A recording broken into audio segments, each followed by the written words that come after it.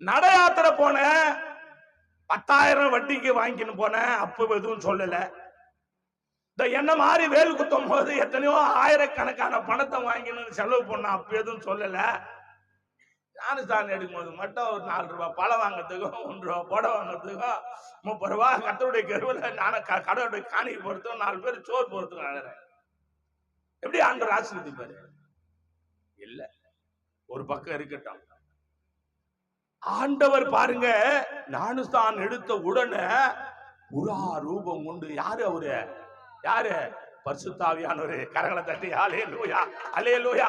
அவர் link பத்தியா? குமாரன் கீழகிறாரு, பரிசுத்த ஆவி மேலகிறாரு, பிதா அதுக்கு மேலகிறாரு. கரங்களை தட்டி அல்லேலூயா. ஒரே தெய்வம் தான். திரியேக அவதாரம் எடுத்தார் ஆண்டவர்.